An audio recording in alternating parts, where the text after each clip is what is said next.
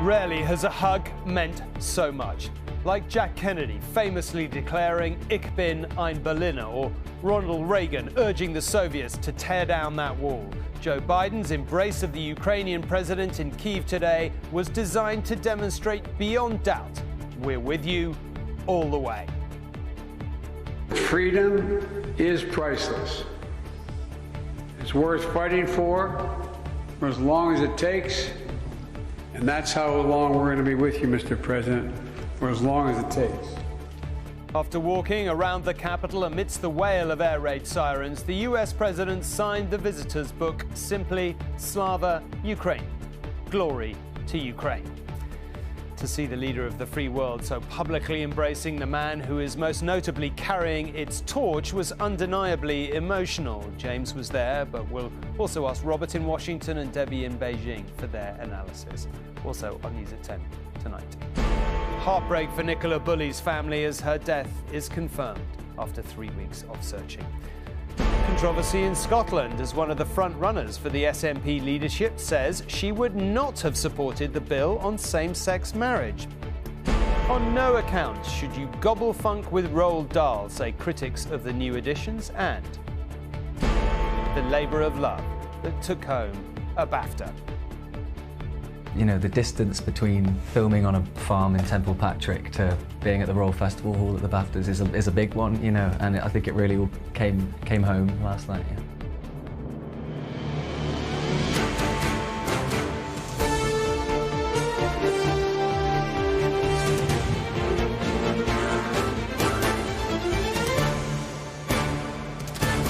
This is On TV News at 10 with Tom Bradby. Good evening. As a senator for decades, Joe Biden was used to travelling by train. As president, less so. But since a 10-hour rail journey is the only feasible route into Kyiv, the train it was for today's surprise visit by the US president. He is far from the first world leader to make the journey to Ukraine in the last year. His own wife Jill was among the Zelensky's early guests soon after the conflict began. But as this weary war fast approaches its first anniversary, he is doubtless Ukraine's most important visitor. And while it had little of the usual fanfare, save for the air raid sirens that rang out, his message itself was deafening, that America stands with Ukraine for as long as it takes, with another $500 million in military aid to prove it. And to see the leader of the free world publicly embracing the leader who has risked so much to fight for it was somehow profoundly moving. Words can only go so far. It is actions that convey real intent. And this image today of Presidents Biden and Zelensky defying air raid sirens and walking together through the streets of Kiev is both symbolic and politically powerful. The US, it says to the world and to Vladimir Putin, is in this for the long haul. In front of the wall to Ukraine's fallen, Biden placed a wreath and stood shoulder to shoulder.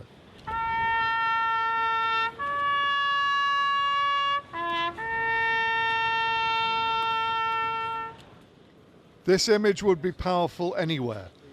That it was made in Kiev itself is doubly so. Wearing a tie in the blue and yellow of Ukraine's flag, Biden backed his actions in coming here with unequivocal words. 1 year later, Kyiv stands, and Ukraine stands. Democracy stands. The Americans stand with you, and the world stands with you. It's worth fighting for as long as it takes, and that's how long we're going to be with you, Mr. President, for as long as it takes. Biden had flown from Washington in great secrecy, taken an overnight train through an active war zone. At 80 years old and some personal risk. And still he remembered the Zelensky family. More importantly, how are the children? As he reminded the Ukrainian cabinet, he had been a regular visitor here as vice president. This is my 8th time. Well, it's never enough. I'm looking for a passport. But this was the visit that mattered.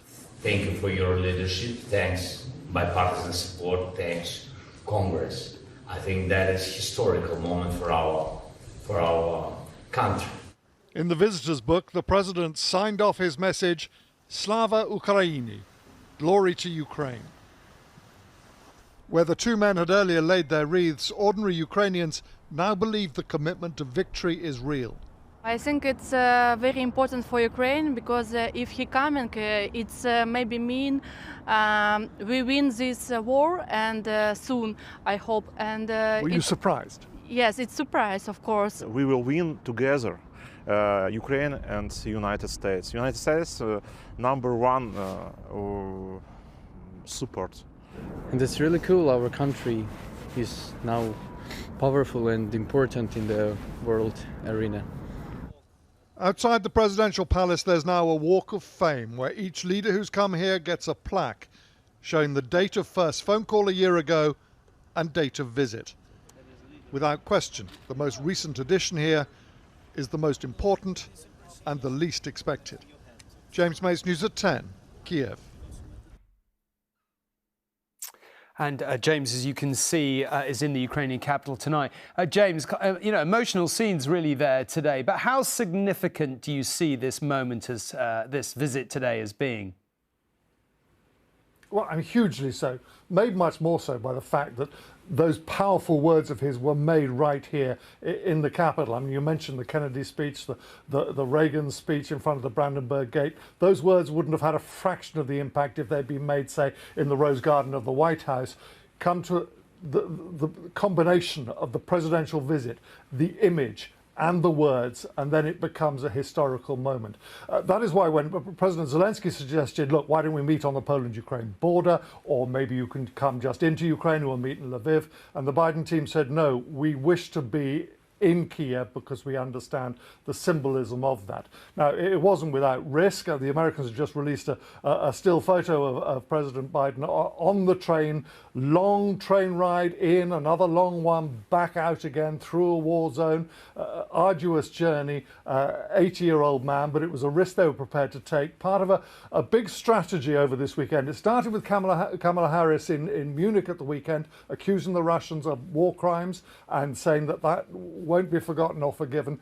Going into a speech tomorrow in Poland where President Biden will reaffirm the commitment to NATO and to defending every inch of NATO territory, all saying to Putin, you can't wait us out on this one. If you want to play the long game, we're in it as well.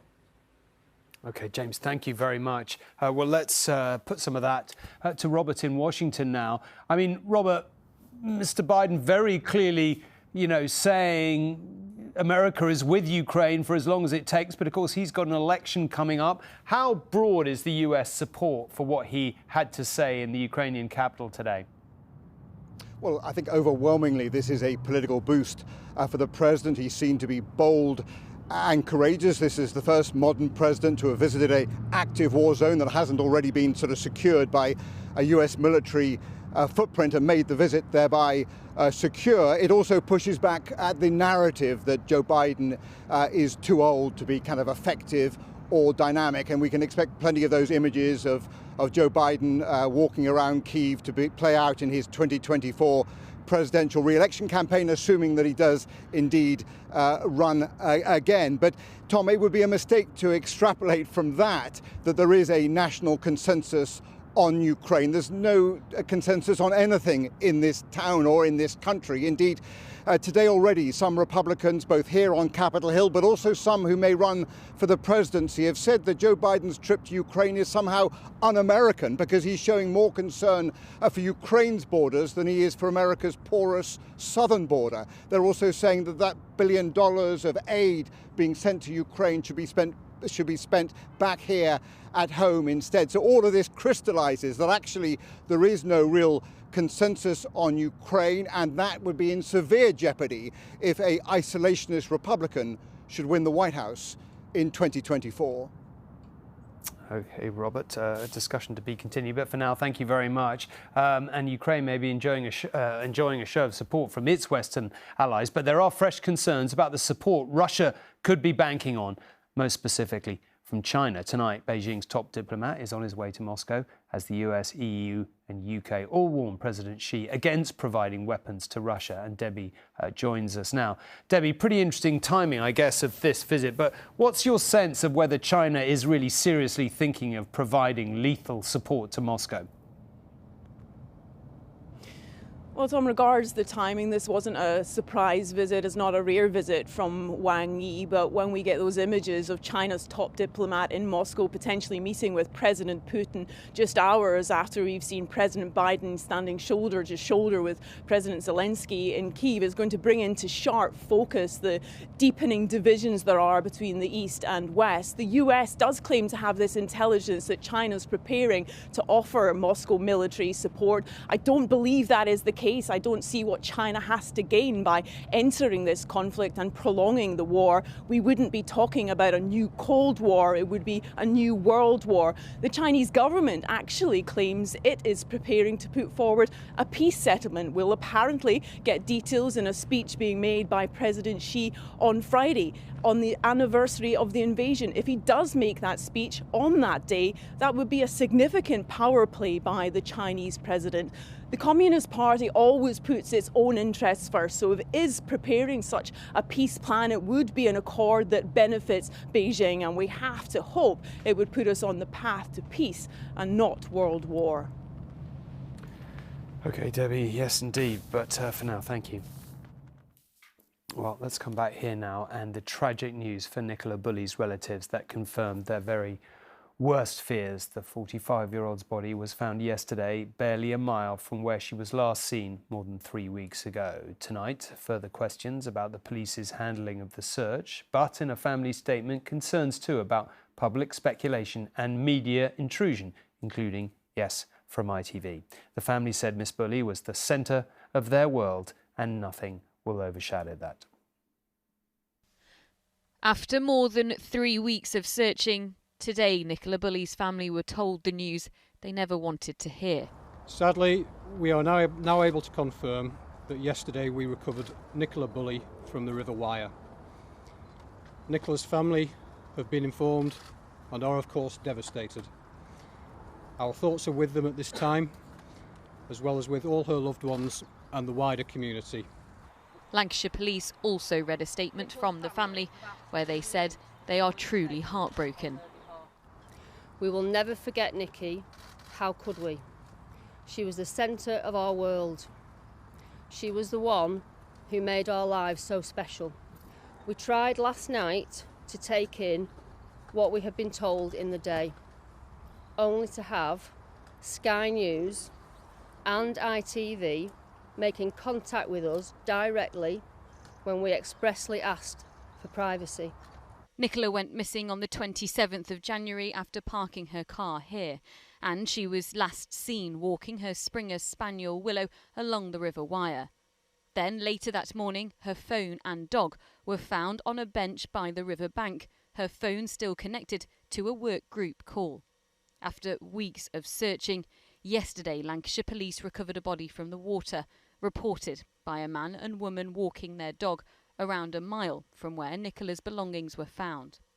A week after she disappeared, Lancashire Police said they believed Nicola fell into the water. With no breakthroughs though, a private specialist team were brought in at the request of the family. They hoped to rule the river out in a search that's been described as an impossible task. They have done all they can in order to investigate this very mysterious disappearance. I think they've put a lot of resources into it.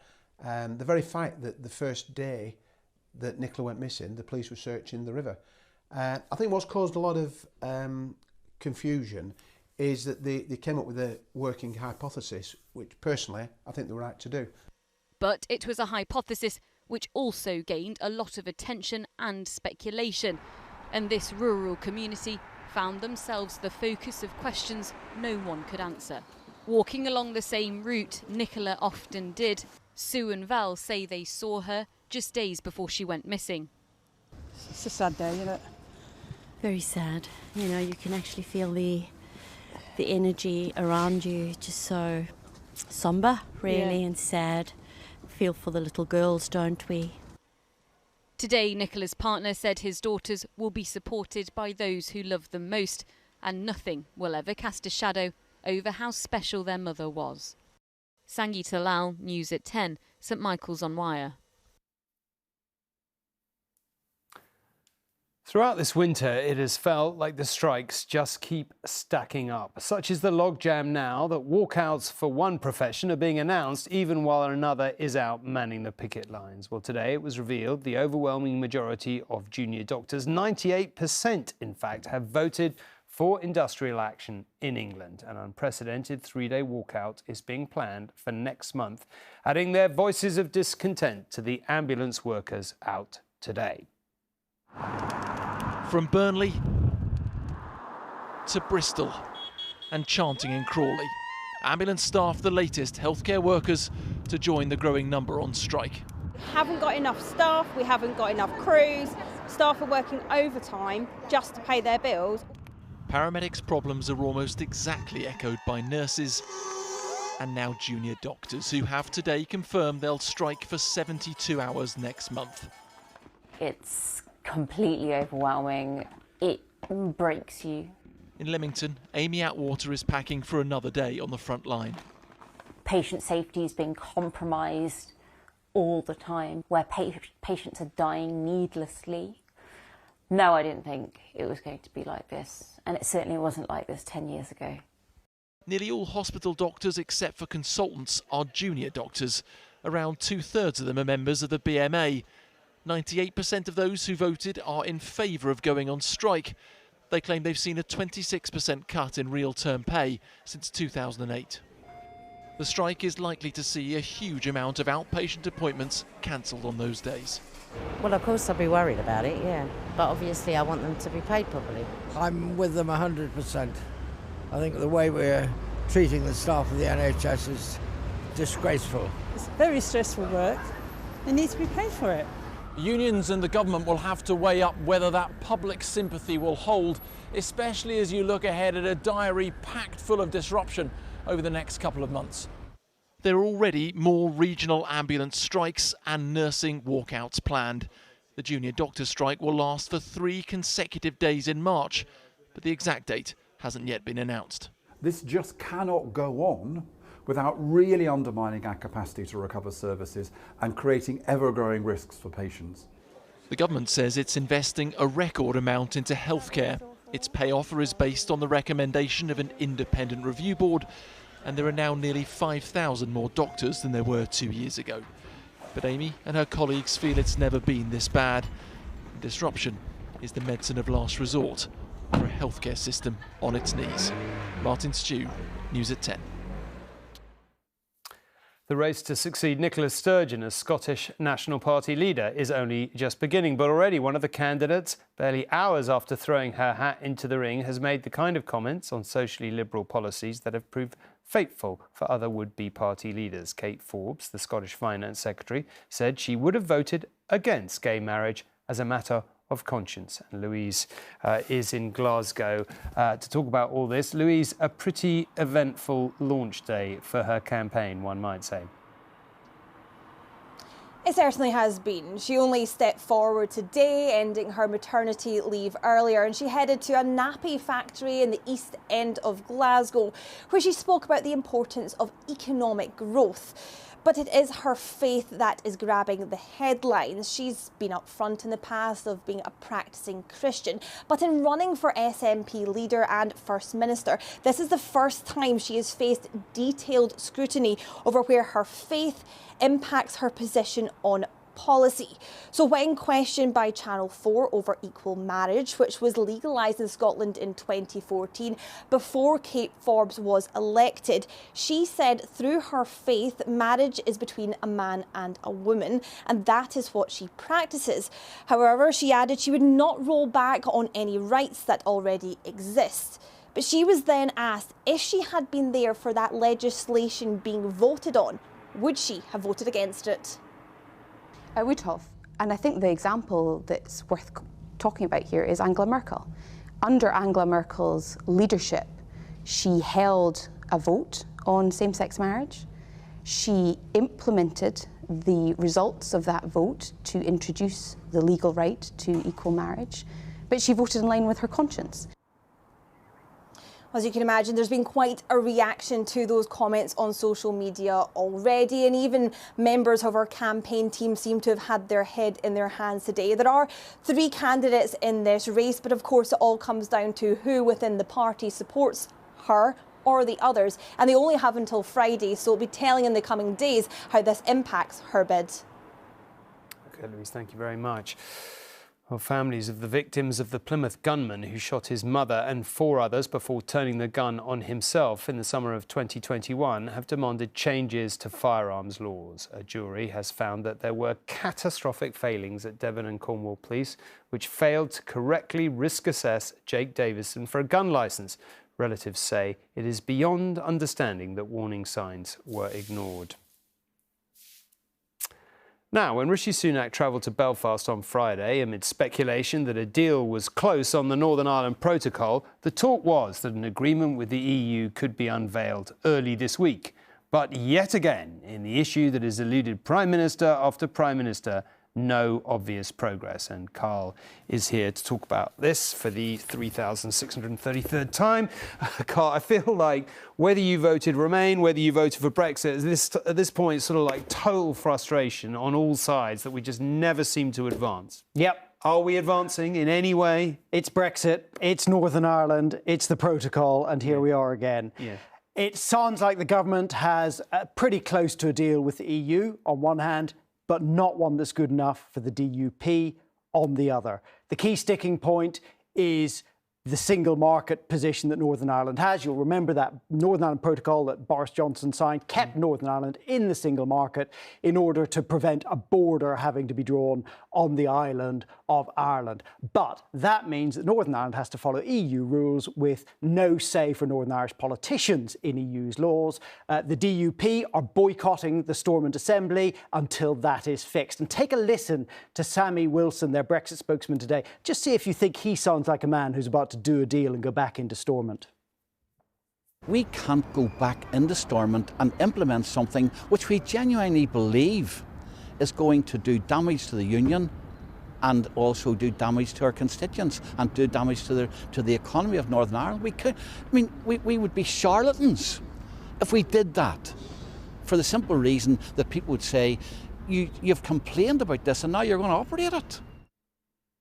So, the Prime Minister has a choice to make, it seems. Does he, unless he can get the EU to budge on that absolutely central issue to the protocol, now, I'm not sure there's any sign that they're about to, does he go ahead with the deal, but without the DUP? If he doesn't have the DUP, then he won't have a large number of his own backbenchers. And they tell me that there's no point because he would lose a lot of support within his own party and wouldn't get Stormont back. We're stuck in negotiations again. Carl, we are, and you were right. He didn't sound like a man who was about to concede, that's for sure. Thank you very much. Now, for generations, the stories of Roald Dahl have been considered timeless classics, but that is no longer, it seems, the view of his publishers. It's emerged that they've rewritten the latest editions, removing lines that may be considered offensive by today's readers. A nightmare or Troggle-humper in censorship, perhaps. Certainly plenty of literary heavyweights think so. Even the Prime Minister today sided with the BFG, saying we shouldn't gobble funk around with words. Hey, little boy, my chocolate must be untouched by human hands. They are the children's classics that have been enjoyed by generations of kids. Quirky and creative, sometimes dark and mischievous too. It's a wonder how that pipe is big enough. But now Roald Dahl stories are being rewritten. Words like ugly and fat in Charlie and the Chocolate Factory are being removed, deemed by some as offensive. And there have been 59 changes to The Witches, including new lines added about why women may be bald. Changes that have attracted fierce criticism from other authors. They are getting rid of, they are putting a guillotine down the old versions. And that, I think, is what is so wrong. The original vision is being excised for future generations. And that is so wrong. The word fat is being scrapped from the entire Dahl collection, with Augustus Gloop in Charlie and the Chocolate Factory called enormous instead.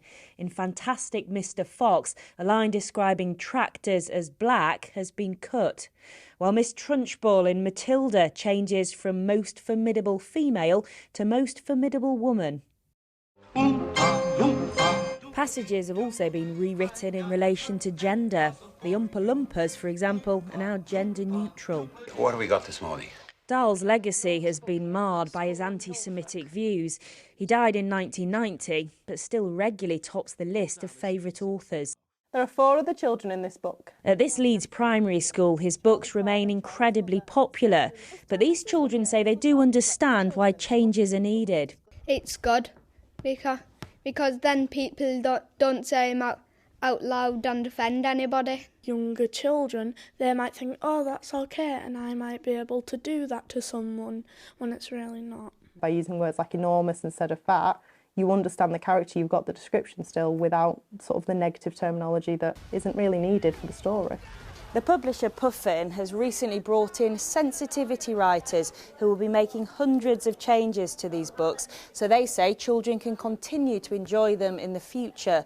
Others, though, argue this is a purely commercial decision because Netflix recently bought the rights to these classics. I catch dreams. Even the Prime Minister waded into the debate today, quoting the BFG, warning not to gobble funk with words. Sarah Corker, News at 10. Tributes have been paid to the man who was, for years, a familiar face here on ITV. Good afternoon and a very warm welcome to World of Sport, which today offers you a very entertaining blend of top-level action with classic horse racing.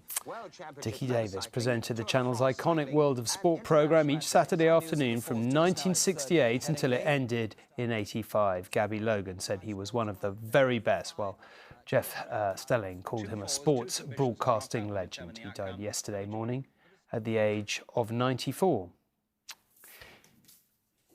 He was my neighbour for a while and an utterly charming, kind man, it must be said. Now, finally, among the winners at last night's BAFTAs, a short film described by its creators as a labour of love. An Irish Goodbye sees 2 estranged brothers finally reuniting after their mother's death, a message on the importance of family life, its directors told us today. Just as well, then, they remembered to thank their own mothers last night. So could an Oscar be next? Well, one step at a time, they say. An Irish Goodbye. Filmed in just 5 days, An Irish Goodbye may have been a short production, but its success will live long in the memory of those who created it. What are you doing? Taking my house. It tells the story of reconnecting siblings, brought together by grief. Filmed entirely on location in Northern Ireland, it won Best Short Film at the BAFTAs. It just felt like such an overwhelming very proud moment to stand there in front of like all these people who make films that you've loved. You know, the distance between filming on a farm in Templepatrick to being at the Royal Festival Hall at the BAFTAs is a big one, you know, and I think it really came home last night. Yeah. We do Mum's List and then we go down to Margaret's.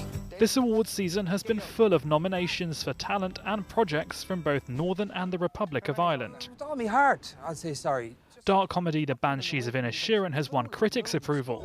Isn't your mammy good to you? While The Quiet Girl has been recognised too. We're a very small footnote in what is a massive Irish year. I think a quarter of the Oscar nominees in the acting categories are Irish. It is ridiculous, actually, and I think, you know, it's the world's smallest sort of cultural superpower that we seem to be in, and the stories are getting out there. So, yeah, we're very proud to be a part of it and be representing the north of Ireland. Yeah. This is a film about 2 lads' loves for their mums, so I think if we forgot to thank our mums. Both Tom and Ross handled their win in a calm and composed manner. Good practice ahead of next month's Oscars, where they're up for another award. So, BAFTAs, tick. Oscar? Oh gosh, one step at a time, I don't know. Slow down. we are, you know, very fortunate to be in the running for both of those things. We keep saying this, but it just never felt like these things were on the cards when you start out, especially as emerging filmmakers in short film. These are the things that you wouldn't even dream about. Their movie may have been about saying goodbye, but in terms of their filmmaking careers, Tom and Ross have only just arrived. Rishi Davda, News at 10. And good luck to them just before we go. This was the result of an estimated 250,000 starlings performing one of nature's finest spectacles, the murmuration seen above the Ripon City wetlands in North Yorkshire. Time for us to fly our nest tonight. I'll be back tomorrow. For now, good night. Thanks for watching.